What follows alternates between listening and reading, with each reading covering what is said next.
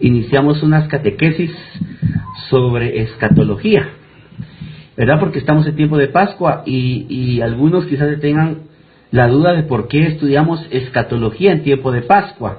Primero, brevemente, la escatología es esa parte de la teología que estudia lo que pasa después de la muerte, ¿verdad? Que es la muerte, el juicio particular. Hebreos 9:27, está establecido que el hombre muera una sola vez y de ahí el juicio. La sentencia, que puede ser cielo, infierno, purgatorio. ¿Qué más estudia la escatología? La segunda venida de Cristo, el juicio final, la resurrección de los muertos y el establecimiento definitivo del reinado de Cristo. Y la resurrección también de toda la creación, ¿verdad? Eso es todo lo que estudia la escatología. ¿Por qué estudiamos eso en Pascua? La Pascua no hemos terminado, estamos en la sexta semana, nos queda una semana todavía más de Pascua y de ahí Pentecostés. Estudiamos eso porque la resurrección de Cristo tiene alcances escatológicos, ¿verdad? O sea, con la resurrección Cristo está anunciando nuestra propia resurrección, ¿verdad? Entonces, por eso es que estudiamos estos temas. Hablamos primero, ustedes se recuerdan, de la resurrección moral, es decir, de resucitar internamente, ¿verdad? Dejar de hacer cosas malas para empezar a hacer cosas buenas. Y ahora estas últimas semanas estamos estudiando el alcance escatológico, todo lo que tiene que ver con la resurrección de los muertos desde la propia muerte, ¿verdad?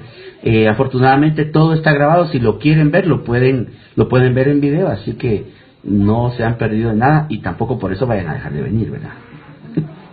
Bueno, así que hoy nos toca, si Dios nos da su gracia, hoy vamos a estudiar la segunda venida de Cristo y el juicio final. Esos son los temas que nos tocan hoy. Y hoy no pude yo imprimir todas las citas que voy a necesitar por separado, realmente fue un día un poquito corrido, así que hoy sí me van a tener que ayudar con sus Biblias. Si traen su Biblia, espero que la manejen bien y que me ayuden, más o menos. Lo primero que vamos a hacer es que vamos a citar al Catecismo de la Iglesia Católica en el numeral 673. 673.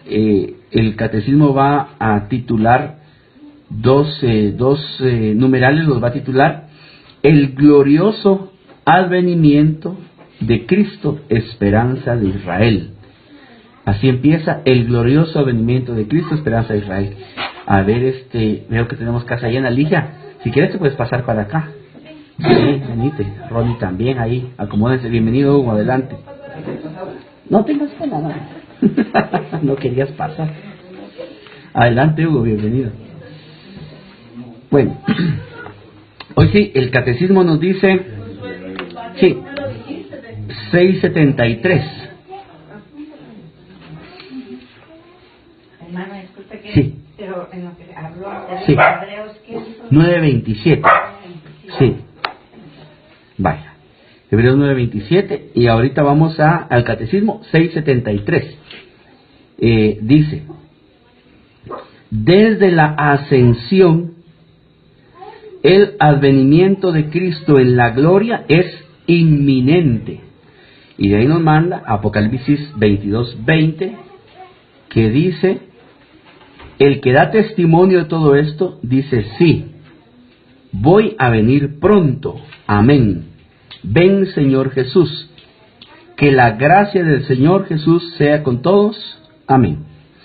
Vale. ¿Qué significa esto, hermanos, de que dice el Catecismo? Desde la ascensión, el advenimiento de Cristo en la gloria es inminente. Aquí conviene hacer una parada técnica, ¿verdad? Ustedes, y explicar brevemente la diferencia entre ascensión. Aquí no dice, por ejemplo, el Catecismo, desde la ascensión de Cristo o desde la ascensión de Jesús, sencillamente desde la ascensión. ¿Por qué? Porque decimos que Jesucristo ascendió, ¿sí? Por su propio poder, porque Él es Dios. Ahora, la Virgen fue asunta. ¿Eso qué significa?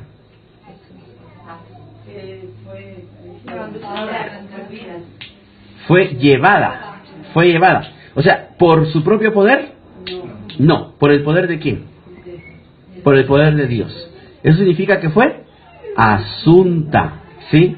Desde la ascensión, el advenimiento de Cristo en la iglesia es inminente. ¿Eso qué quiere decir? Que desde que Cristo subió a los cielos, nosotros esperamos en cualquier minuto, esperamos su retorno glorioso a la tierra. Fíjense que cuando yo era niño, yo estoy en grupos de oración desde los 6, 7 años, y realmente yo muy tarde empecé a oír de estas cosas dentro de la Iglesia Católica. Y donde yo las oía, no era que yo fuera a iglesias evangélicas, pero radios evangélicas ha habido desde hace ratos, y generalmente a quien uno escuchaba hablar de la segunda venida de Cristo era solamente los pastores, tanto que muchos católicos han llegado a creer que los católicos no creemos en la segunda venida de Cristo. Por lo menos yo lo creí. Tenemos la mascota de la comunidad para que vean que es en vivo de bebé. ¿Ah? Pelusa. Bueno, yo llegué a creer, y creo que muchos católicos, por años de que esos temas de verdad no se hablan, no hemos captado nosotros que verdaderamente creemos en una segunda venida de Cristo gloriosa. Fíjense que todo el Antiguo Testamento apunta a la primera venida de Cristo, ¿sí? Y todo el Nuevo Testamento apunta a la segunda venida de Cristo. Yo les voy a decir que yo lamento mucho que no se nos hable de esto, ¿verdad? Y por eso es que nos hemos tomado toda la Pascua para hablar de todos estos temas en la mayor profundidad en la que yo los pueda transmitir, ¿verdad? A ustedes, que realmente lo hago a nivel de catequesis. Pero yo lamento mucho, por ejemplo, que se desperdicien en las homilías estos espacios. No se nos habla de esto. Se tiende a evadir. Discúlpenme que lo diga así y públicamente y que quede grabado, pero es que es la realidad. ¿Alguien se recuerda la segunda lectura del domingo pasado? Ahorita. ¿No se recuerda? Era el libro del Apocalipsis. Era el descenso de la Nueva Jerusalén. Dice que venía con 12 puertas. En cada una de las puertas, ¿qué nombres tenía? No. ¿No se recuerdan? Tenía el nombre de los apóstoles y de las tribus. De las 12 tribus de Israel. Y estaba cimentada sobre 12 cimientos. ¿Qué nombres tenían los cimientos? Los nombres de los apóstoles. Dice 3 hacia el oriente, 3 hacia el occidente, 3 hacia el norte, 3 hacia el sur. ¿Se recuerdan de eso? Por lo visto no se recuerdan, no me digan que se recuerdan. Esa fue la segunda lectura de ahorita el domingo pasado. Y miren, lamentablemente yo pues disfruto mucho de la escatología y de estas realidades. Realmente como que hubiera una resistencia a transmitírnoslo. Como que no se creyeran, como que se tiene miedo de hablar de estos temas, o quizás se nos subestima a los laicos y nos parece que si nos hablan de esto, como que si no nos llamara la atención, ¿verdad? Pareciera, pero realmente a mí me llama mucho la atención todas estas cosas, ¿verdad? Y entonces, yo les digo, yo escuché así formalmente una enseñanza de estas por labios de un obispo, gracias a Dios, no hace mucho. Si mucho, 6 años. Si mucho. Voy a cumplir 40. Y desde los 6, 7 años estoy en grupos de oración. O sea, saquen pluma, pues. Mucho tiempo. Sin oír una enseñanza formal, apegada al catecismo. Hace años, por ejemplo, yo no sé los que tenemos ratos de ser católicos, aquí en Guatemala por lo menos, había una radio Horizontes, que luego se volvió evangélica lamentablemente, pero usted sí se recuerda de la radio Horizontes. Ahí sacaron un programa del Apocalipsis, hace ratajarrastales, yo me recuerdo perfectamente. Lamentablemente, la lectura que hacían estos hombres del Apocalipsis era una lectura, ¿cómo podríamos decirle? Una lectura especulativa. Es decir, tratando de adivinar quién era el anticristo, ¿verdad? Si era Gorbachev, o si era Ronald Reagan, o sea, esa lectura, se hacía una lectura verdaderamente poco seria, poco informada, bastante ignorantona del Apocalipsis, ¿verdad? Ese era su rollo, y a mí me llamaba mucho la atención, y era lo único que había, era lo que yo podía oír en la radio, pues, ¿me entienden? Pero no, el catecismo de la Iglesia lo enseña y afirma: Cristo viene por segunda vez y viene glorioso. Las palabras creo que está ya no está en los evangelios, sino en los hechos de los apóstoles. Cuando los apóstoles se quedan viendo hacia arriba, ustedes se recuerdan, y aparece un ángel. Cristo desaparece entre las nubes y un ángel les dice: ¿y ustedes, Galileos, qué están viendo ahí? Es como Jesús cuando los lleva al Tabor, ¿verdad? Señor, hagamos 3 chozas. Pero todavía hay mucho que hacer, hermano. ¿No me oíste cuando yo dije: la mies es mucha y los obreros pocos? A trabajar. O sea, yo lo estoy parafraseando, ¿verdad? Vámonos, bajemos a Jerusalén.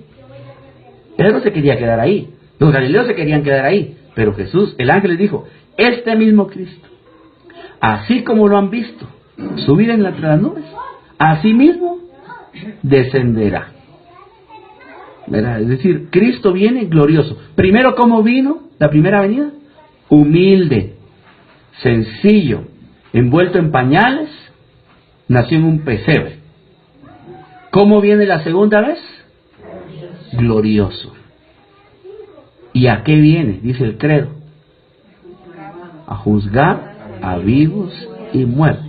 Todavía no vamos a llegar ahí, voy a seguir leyendo el 673. Dice: aun cuando a nosotros no nos toca conocer el tiempo, y es 1:7 y Marcos 13:32, este advenimiento escatológico se puede cumplir en cualquier momento. O sea, nosotros no tenemos que estar perdiendo el tiempo, hermanos, en andar haciendo cuentas, en andar especulando cuándo va a venir Cristo. Y creo que, honestamente se los digo, no tiende a ser, lo voy a decir así, no tiende a ser maña del católico, ¿verdad? Tiende a ser más maña, digámoslo así, de las sectas, ¿verdad? Las sectas son las que se aventuran a andar haciendo cuentas y andar haciendo pronósticos de cuándo va a ser la segunda venida de Cristo, ¿verdad? Y generalmente se dio cuando vino el año 1000. El año 1000 todo el mundo tenía una expectativa, como una cifra redonda. Lo mismo mucha gente lo pensó en el año 2000. Hace poquito, en el 2012, hubo otro desmadre ahí. Pero hubo una vez, se los voy a decir muy torpemente, ojalá que luego hagamos un espacio para hablar de los mitos de la segunda venida de Cristo, como el rapto es un mito, el milenarismo es otro. Resulta que en el siglo, si no estoy mal, 1800, el siglo XIX, ¿verdad? Por ahí, por el 1870 y algo, en Estados Unidos había una secta protestante que se aventuró a decir una vez, empiezan a sacar cuentas del libro del Apocalipsis, de los evangelios, de donde pueden, y dicen: tal fecha viene a Cristo. ¿Y qué hizo la gente? Se vistió de blanco. Con tiempo empezaron a vender todas sus propiedades, negocios, animales, se quedaron sin nada.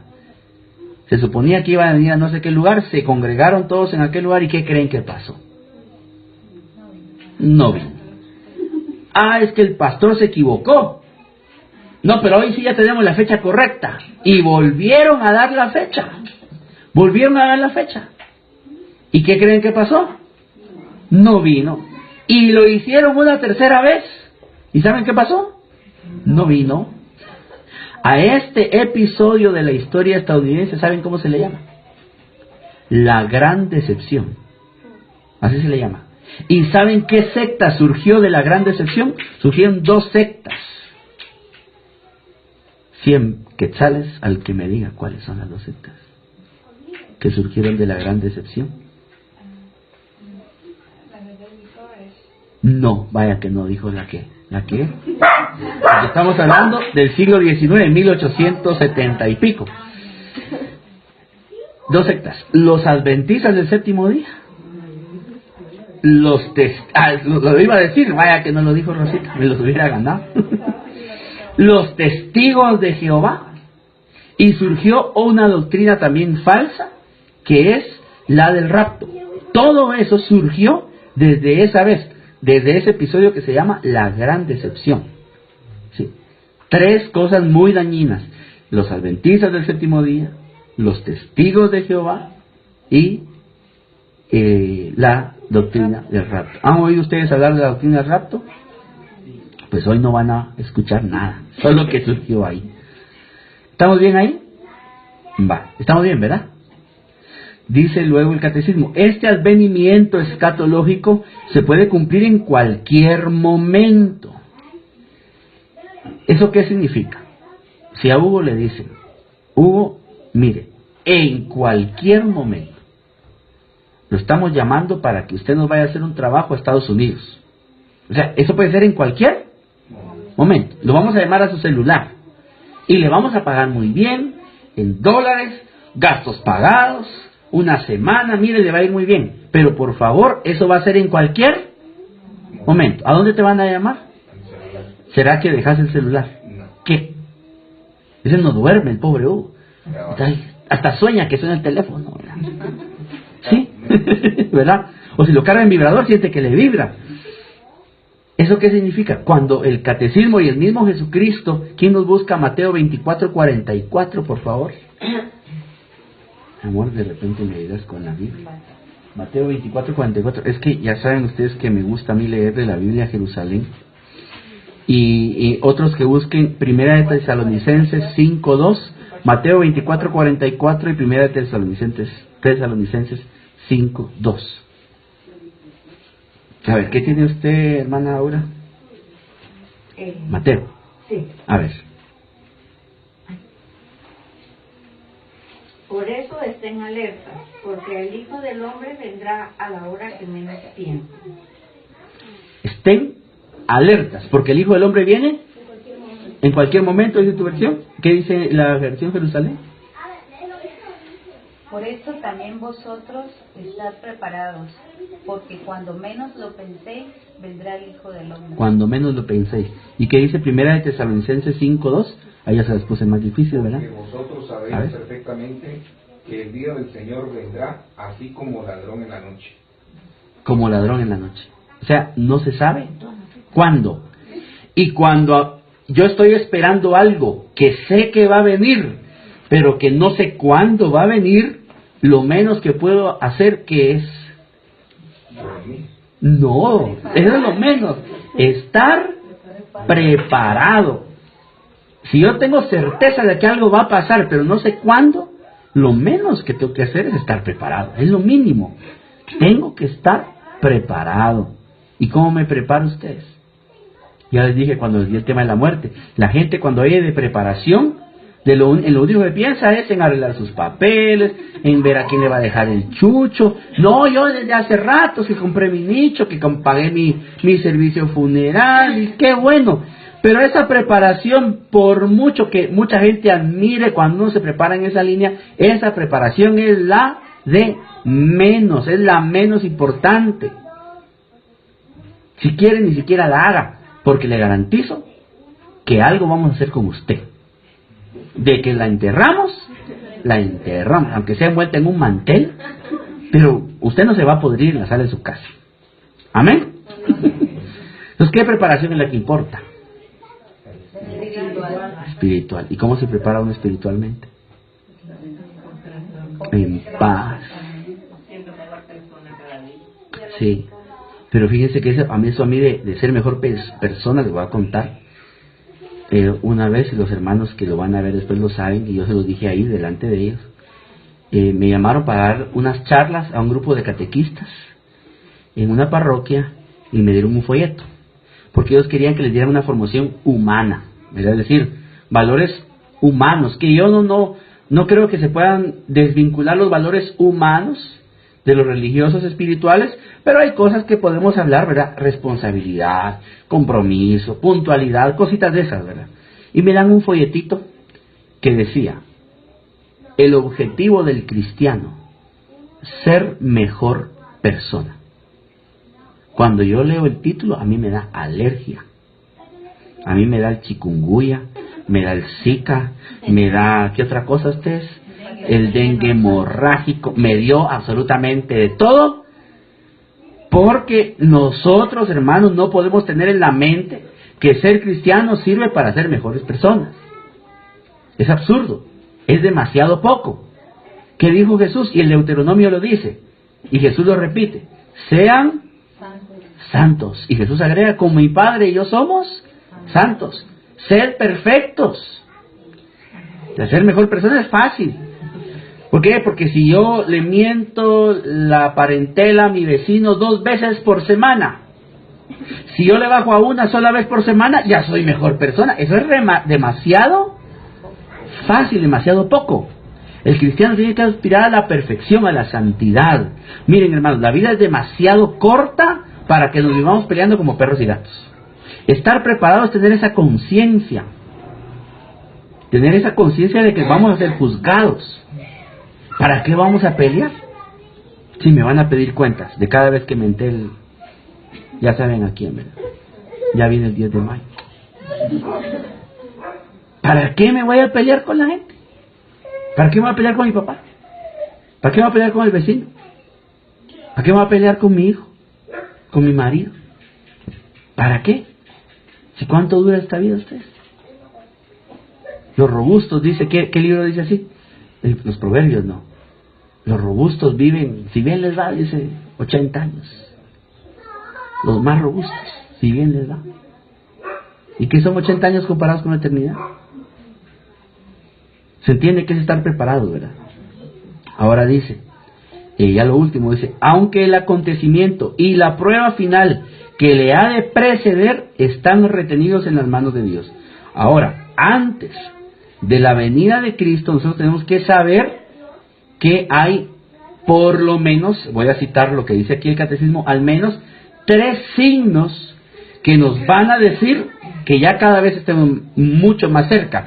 Cristo pudo haber venido desde el primer milisegundo que subió al cielo, es inminente en cualquier momento. Pero cuando nosotros veamos estos 3 acontecimientos, que a saber si los vamos a ver, sabemos que el fin está cada vez más cerca. ¿Y cuáles son estos 3 señales o 3 acontecimientos? Número 1, dice, vamos a pasar al numeral 674, dice, la venida del Mesías glorioso en un momento determinado de la historia se vincula al reconocimiento del Mesías por todo Israel, del que una parte está endurecida en la incredulidad respecto a Jesús. San Pedro dice a los judíos de Jerusalén después de Pentecostés, arrepentíos pues y convertíos para que vuestros pecados sean borrados, a fin de que el Señor venga del Señor venga el tiempo de la consolación y envía al Cristo que os había sido destinado a Jesús. A Jesús, a quien debe retener el cielo hasta el tiempo de la restauración universal, de que Dios habló por boca de sus profetas. Y San Pablo le hace eco. Y va a decir San Pablo, si su reprobación ha sido la reconciliación del mundo, ¿qué será su readmisión sino una resurrección de entre los muertos? La entrada de la plenitud de los judíos en la salvación mesiánica a continuación de la plenitud de los gentiles hará al pueblo de Dios llegar a la plenitud de Cristo, en la cual Dios será todo en nosotros. Y eso lo va a decir San Pablo en 1 Corintios 15:28, Efesios 4:13 y Romanos 11. Yo sé que leí muy rápido y que ustedes tal vez dijeron, ¿qué está diciendo ahí? Entonces lo voy a traducir. ¿Qué está diciendo? Los dos primeros signos, las 2 primeras señales de que ya viene el Mesías. Una, el catecismo quizás lo empezó al revés, porque la más relevante va a ser que los judíos se van a convertir. Y yo sé que todavía ahorita están oyendo mucho, los judíos se van a convertir y no entienden de qué estoy hablando, ¿verdad? Pero los judíos se van a convertir previamente a la plenitud de los gentiles. ¿Qué significa eso? Entendamos aquí. ¿Quiénes son los judíos? El pueblo elegido donde Dios se manifestó. O sea, Jesús se encarna en una mujer judía, en un tiempo dado, determinado de la historia, en una cultura dada, determinada, en un pueblo, ¿sí?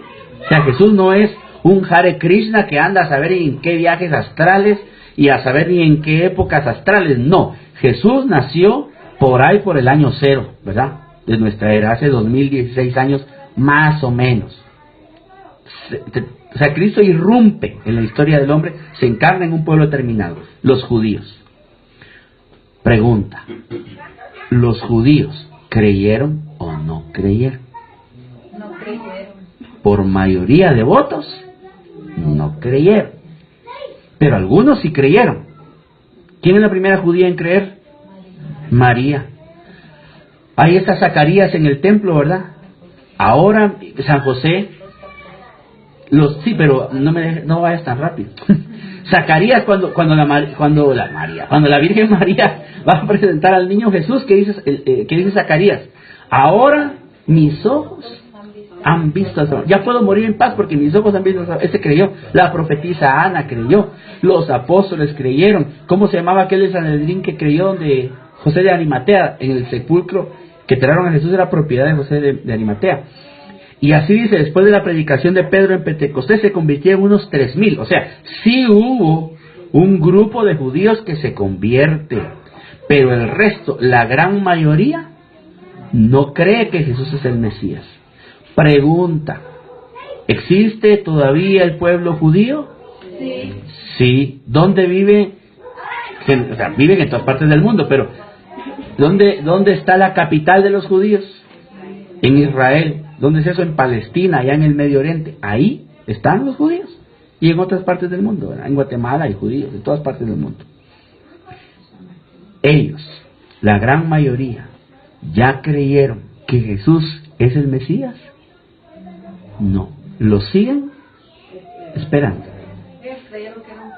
Un profeta, ¿sí? Por mucho, si mucho lo tienen por profeta, un gran profeta y punto, ¿verdad? Pero ellos esperan un judío, un Mesías humano, que venga como un Fidel Castro, como un Che Guevara, como un Hugo Chávez o como qué sé yo, a hacer una revolución y a darles a ellos nuevamente el completo dominio de la Palestina y tal vez derribar ahí el templo que tienen, la mezquita que tienen los musulmanes, donde una vez estuvo el templo donde Jesús predicó. Ellos esperan eso. ¿Eso irá a pasar? A saber, yo digo que no. Entonces dice Jesús que los apóstoles, Pedro y Pablo, que uno de los signos es que Israel se va a convertir al cristianismo. Primero, una gran cantidad de gentiles. ¿Quiénes son los gentiles? ¿Quiénes dicen ustedes que son los gentiles? Todos los que no son judíos. Levanten la mano los que no son judíos. Nosotros somos los gentiles. Después de que todos los gentiles que tengan que entrar y que tengan que creer, crean, ¿se convertirá a Israel? Vale. Y cuando ustedes vean que se convierte a Israel, cuando ustedes vean un gran éxodo de judíos trasladándose del judaísmo al cristianismo, ahí ya. Ahora, eso de ya va a venir Jesús, eso puede ser también, o sea, ¿quién sabe el día y la hora? Nadie. Y el tercer signo de la venida de Jesús no les va a gustar. Porque qué bonito ver que la gente se convierte, ¿verdad? Ustedes. Pero el tercer signo de la venida de Jesús no les va a gustar. Y no me lo estoy inventando yo. Lo dice aquí el Catecismo en el 675. ¿Cuál es el último signo antes de la venida de Jesús? Dice: antes del advenimiento de Cristo, la Iglesia deberá pasar por una prueba final que sacudirá la fe de muchos creyentes. Aquí nadie es judío, ¿verdad? Pero ¿quién sí es Iglesia? Todos. O sea, ustedes y yo vamos a pasar por una prueba final que sacudirá nuestra fe, si es que estamos vivos cuando esto sucede. Y que de hecho, yo les quiero decir que la Iglesia nunca ha dejado de ser perseguida en 2000 años. O sea, Jesús estaba naciendo y ya lo querían matar. Y la Iglesia nunca ha dejado de ser perseguida. Pero se anuncia una prueba final, dice, que sacudirá la fe de muchos creyentes. Lucas 18:8, Mateo 24:12. La persecución que acompaña su peregrinación sobre la tierra desvelará el misterio de la iniquidad bajo la forma de una impostura religiosa. ¿Qué es una impostura religiosa? Que me van a imponer una religión. Ejemplo. Vamos a ver algunos ejemplos. Pues no estoy diciendo que eso que yo voy a poner de ejemplo sea exactamente lo que dice la prueba, ¿verdad? Pero vamos a ver un ejemplo. Los socialistas, los comunistas, intentaron a todo vapor imponer una religión a los países comunistas. Los nazis, ¿qué creen que intentaban los nazis? Imponer una religión. Ahora asústense, muéranse. Lo que les voy a contar. Esto, yo estoy recién estudiando esto que les voy a contar. Les voy a dar todo el tema completa con pelos y señales y con lectura de documentos de los papas y documentos de la ONU de lo que yo les voy a contar. Los masones intentan a través de la ONU imponernos una nueva religión. Y está en los escritos de la ONU. O sea, yo no me lo estoy fumando, no lo leí en un libro de un tipo que se la fumó verde. Están en los libros en los documentos de la ONU. Intentan imponernos una nueva religión. Una religión, ¿qué creen ustedes que va a ser esa religión? Viendo así los signos del tiempo presente.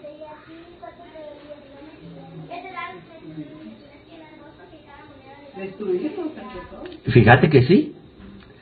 ¿Saben qué dijeron los de la ONU? Lo vienen diciendo desde los años 90.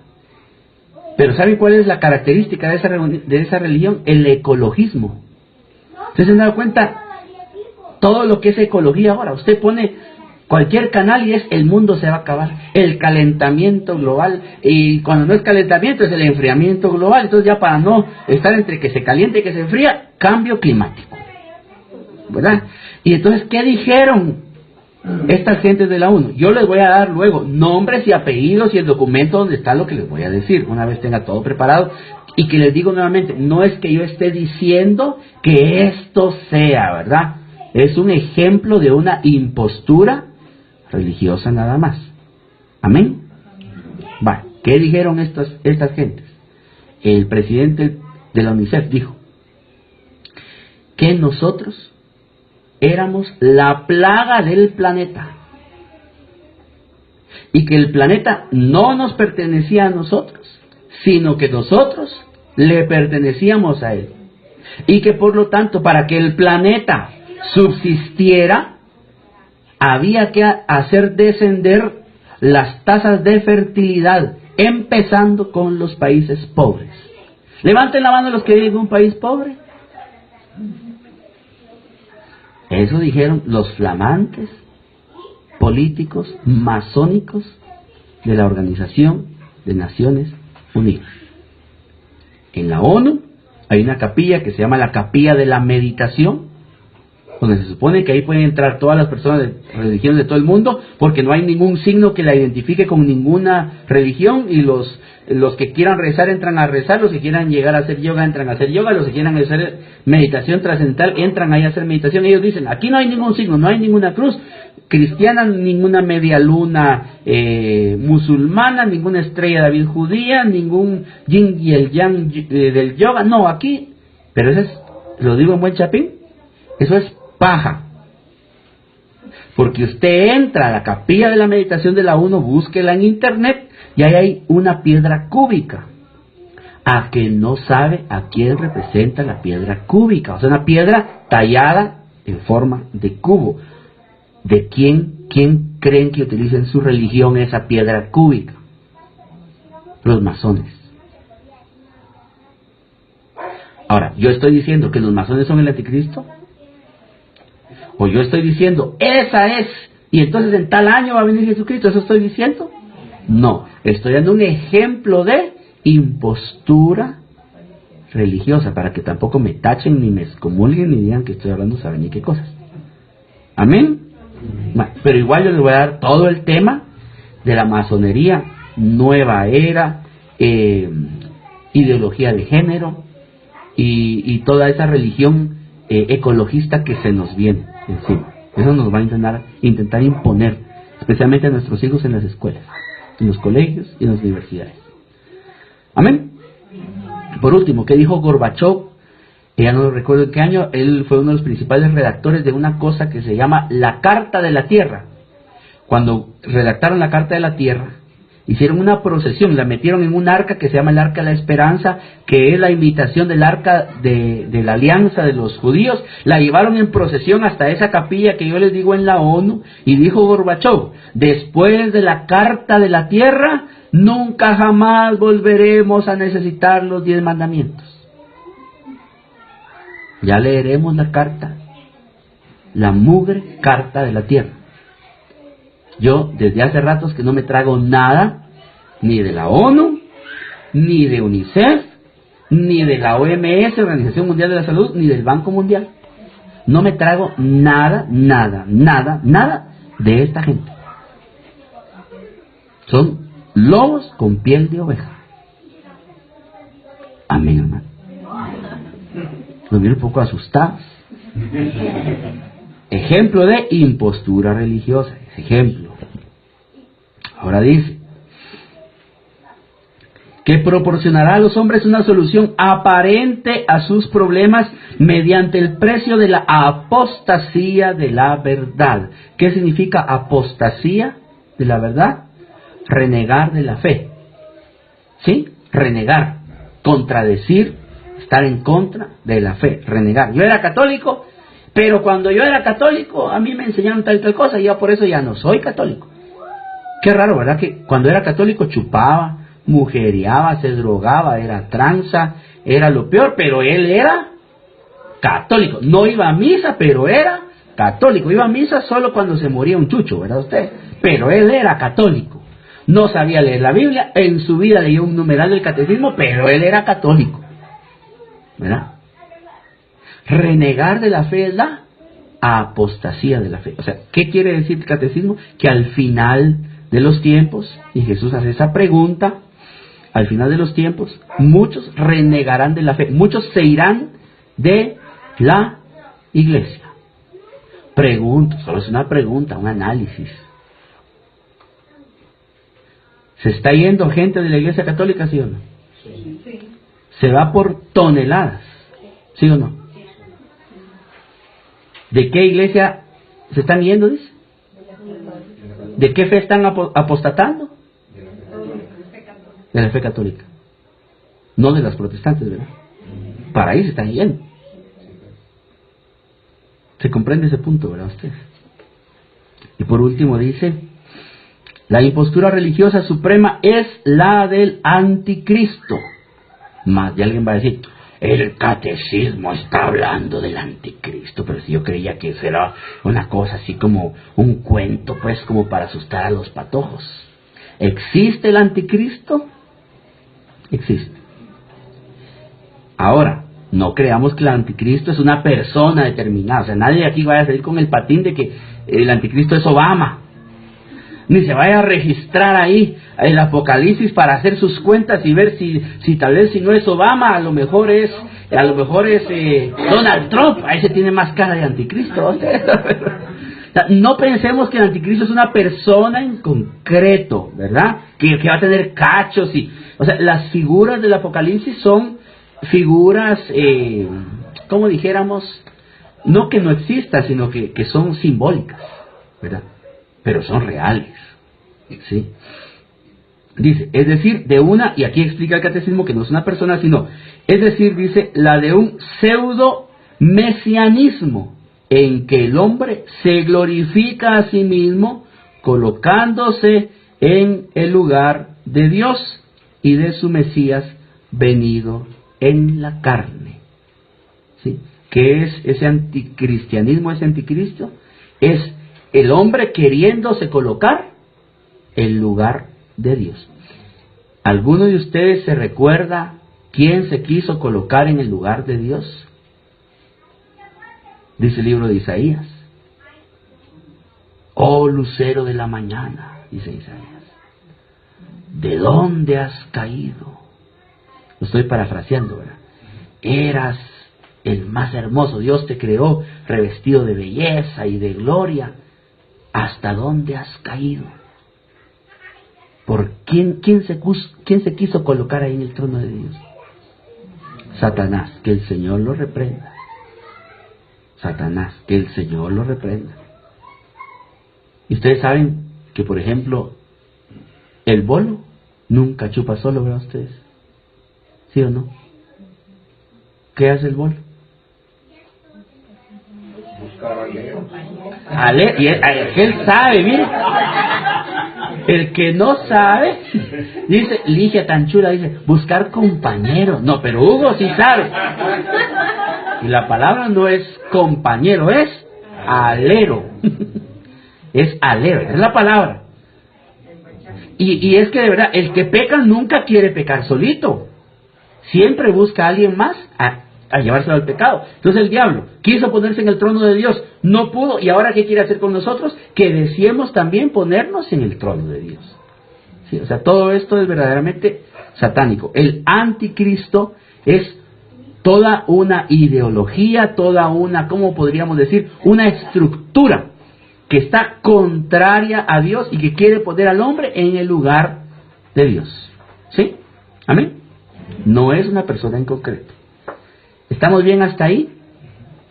Antes, ¿alguien quiere hacer preguntas, comentarios? Vamos a pasar al tema del juicio final. Ya hemos usado un poquito el tiempo, pero si alguien quiere comentar, ¿es ahora o nunca? Y yo también quiero revisar, ya la gente también en el Facebook está comentando. Si me lo permiten, vamos a ver qué están diciendo los hermanos en el Facebook. Así que, ¿estamos bien ahí? Martita, Ronnie, ¿qué se hizo Ronnie? ¿Qué me preguntó? Ronnie, ¿te dormiste vos? Va. Vamos a ver si logro ver aquí los comentarios ustedes. Aquí dice, a ver, aquí dice que hay un comentario. Permítanme. Dice,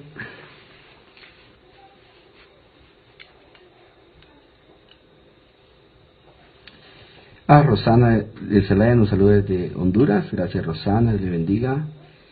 Desde la Ceiba, Honduras. Gracias, Rosana, Dios le bendiga. Nos manda un saludo y dice que se siente muy unida. Gracias. Pero no hay preguntas. También Marlene Rojas nos acompaña desde Honduras. Y hay otros dos hermanos que nos están acompañando. Bueno, vamos a pasar al juicio final. Aquí también hay mucha confusión. Porque algunos protestantes y perdonen que yo utilice, ya saben los hermanos, yo tengo amigos evangélicos, protestantes les llamamos también, si les ofende el término disculpen, quizás vamos a intentar llamarles hermanos evangélicos, ¿verdad? Para que no se sientan mal, pero yo los amo con todo mi corazón, oro por su conversión, pero tengo que decir también de que dentro de los evangélicos ha habido mucha confusión en este tema escatológico, porque algunos piensan que uno se muere, que pasa dormido todo el tiempo hasta el juicio final, que pasa uno como hibernando, ¿verdad ustedes? Imaginen ustedes el pobre, ¿quién fue el primero que se murió ustedes? Abel, que lo mató su hermano Caín. Hacen algunos cálculos, yo no me atrevo a decir si esto es así o no, pero cálculos, ¿verdad? Así a grandes rasgos, que Abel pudo haber muerto, si no es que no es una parábola, pudo haber muerto 4.000 años antes de Cristo, más otros 2.000, ya van 6.000 el pobre. Espera, ¿ustedes creen que eso es así? No, hay dos juicios. Uno muere, Hebreos 9:27, porque está establecido que el hombre muera una sola vez, y después el juicio. Pero hay dos juicios.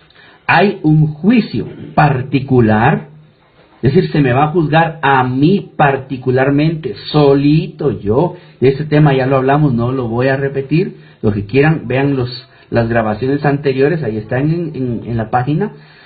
Y está el juicio final o juicio universal. Y alguien puede pensar, hermano, híjole, ¿y si yo gané el juicio particular y pierdo el juicio universal? O al revés, pensemos en que, suponiendo, yo no le deseo que ni siquiera que Hitler esté en el infierno, aunque mérito hizo bastante, ¿verdad? Pero no se lo deseo ni a mi peor enemigo. suponiendo que Hitler perdió el juicio particular, y si luego ya en el segundo tiempo, bien que lo meten en la colada, ¿qué vamos a hacer?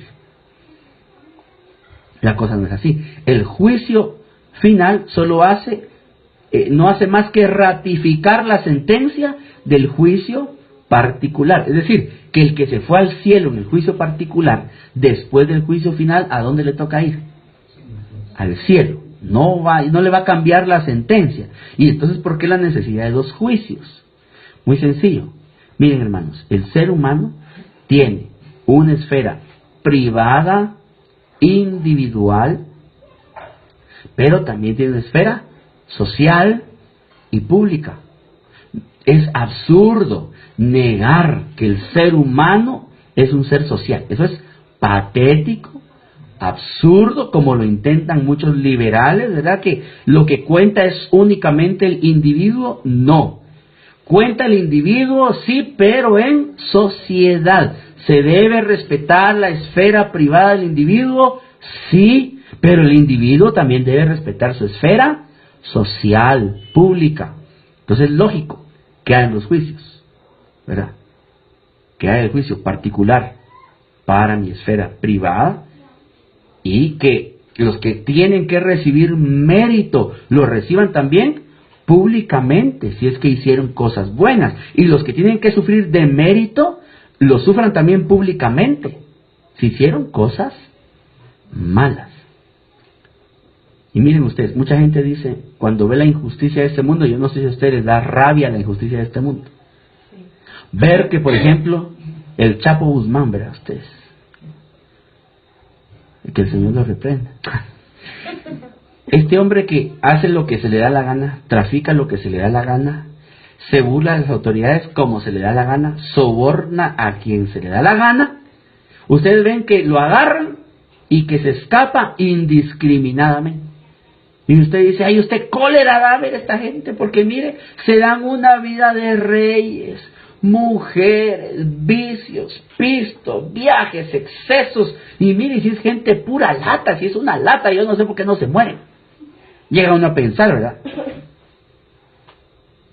Y uno dice, mire usted, porque ha habido en Estados, aquí en Latinoamérica casi no pasa, aquí se los truenan, pero en Estados Unidos sí ha habido mafiosos que mueren de viejos. Ustedes sabían que muchos de los nazis que estuvieron involucrados en exterminio de judíos, campos de concentración, que fusilaron un montón de gente, que mataron a la gente en cámaras de gases, mucha de esta gente murió de vieja? ¿Sabían ustedes eso? Vivieron impunemente toda su vida. ¿Ustedes creen que eso es justo? ¿Qué dicen ustedes? Pero ¿cómo está la justicia divina? Ese es el punto. Miren ustedes, cuando miren un pecador que es narco, tranza, mujeriego, vicios, excesos, y encima de eso le va bien al infeliz, todo le sale bien, y puchica, yo que voy a la iglesia, yo que oro, yo que trato de portarme bien, puchica, si pongo, yo no sé, un circo, me crecen los enanos, chica, todo me sale la patada. No hay manera que levante vuelo, no hay manera que levante cabeza, tras de una cosa a la otra. ¿Qué dice la palabra de Dios? No envidies cuando al malvado le va bien. No lo envidies. ¿Por qué? Porque va a llegar un día en que se haga justicia. Y aquí termino con esto y cito, esas no son palabras mías, cito al padre Antonio Royo Marín, gran teólogo español del siglo XX, que él decía: todos los seres humanos tenemos algo de bueno y todos los seres humanos tenemos algo de malo.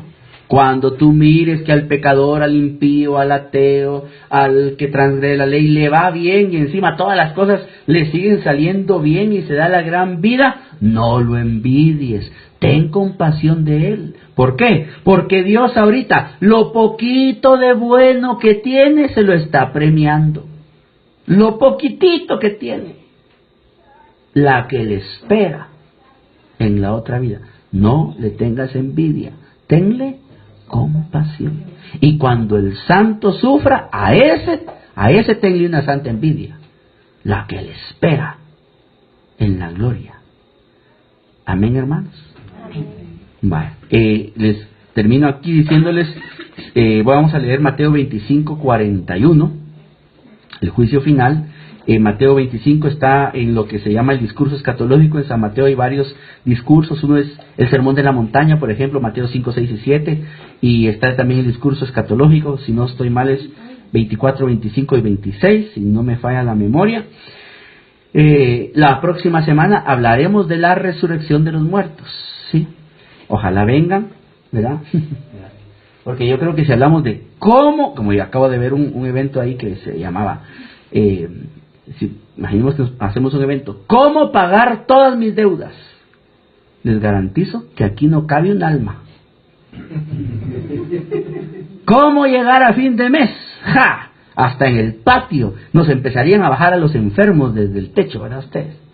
Pero si hablamos de la resurrección de los muertos, parece que eso no le interesa a nadie. Pero yo creo que a ustedes sí, ¿verdad? Amén. Vale. El juicio final será en cuerpo y alma, señoras y señores. Resucitaremos y seremos juzgados en cuerpo y alma. Ya vamos a ver cómo en la próxima semana cuando terminemos estos temas. Vamos a terminar en el 25, voy a ir leyendo desde el 31 que dice: cuando el Hijo del Hombre venga en su gloria, acompañado de todos sus ángeles, se sentará en su trono glorioso. Entonces serán congregadas delante de él todas las naciones, y él irá separando a unos de otros, como el pastor separa las ovejas de los cabritos. Pondrá las ovejas a su derecha y a los cabritos a su izquierda. Entonces dirá el rey a los de su derecha: venid, benditos de mi Padre, recibid la herencia del reino preparado para vosotros desde la creación del mundo, porque tuve hambre y me disteis de comer, tuve sed y me disteis de beber, era forastero y me acogisteis, estaba desnudo y me vestisteis, enfermo y me visitasteis, en la cárcel y acudisteis a mí. Entonces los justos le responderán: Señor, ¿cuándo te vimos hambriento y te dimos de comer, o sediento y te dimos de beber? ¿Cuándo te vimos forastero y te acogimos, o desnudo y te vestimos? ¿Cuándo te vimos enfermo en la cárcel y acudimos a ti? Y el rey les dirá. Noten que Jesús no viene aquí ya como humilde, montado en un burrito, no en pañales, en un pesebre. No, el rey viene regio, glorioso, con majestad. El rey les dirá: os aseguro que cuanto hicisteis con uno de estos hermanos míos más pequeños, a mí me lo hicisteis. Entonces dirá también a los de su izquierda, y lo quiero dejar ahí en suspenso: palabra del Señor. Gloria a ti, Señor Jesús. Ustedes, ¿dónde quieren estar ustedes el día del juicio final? ¿A la derecha o a la izquierda? ¿Qué hay que hacer para estar a la derecha? Ahí, miren, sí. Fíjense ustedes que hay que ir contra la cultura de este mundo verdaderamente. Hay que olvidarse de uno mismo. Hay que pensar en los demás al punto de olvidarse de uno mismo. Qué difícil, hermanos. Que Dios nos ayude. Que la gracia de Dios nos ayude. Y termino refiriéndoles a este episodio del Génesis. ¿Se recuerdan ustedes que a José, hijo de Jacob, lo vendieron sus hermanos? Era el más pequeño, ¿verdad? Y oigan las palabras de Jesús: lo que hagas con el más pequeño. ¿Qué era José? El más. ¿Y qué hicieron sus hermanos? ¿Y luego qué hizo el que lo compró? Lo esclavizó. ¿Y qué le quería hacer a aquella señora en la corte? Lo quería violar. Y aquel se defendió. Lo mandaron otra vez a la cárcel.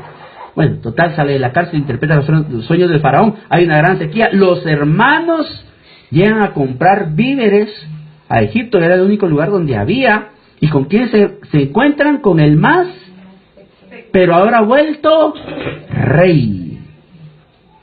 Al principio no lo reconocieron. Cuando lo reconocieron, y les cayó el 20. Estos han de haber dicho, ya, nos fuimos momias. Aquí nos fuimos chucos. Hermanos, nosotros no podemos ir por esta vida haciendo con el más pequeño lo que se nos dé la gana, porque cuando seamos juzgados lo veremos como rey. En ese más pequeño ahí estaba Jesús. Así que, hermanitos, vale la pena vivir en paz. No oigo amenes, eso me preocupa. Vale la pena perdonar, tolerar, soportar con paciencia los defectos de los demás. Vale la pena eso, hermanos.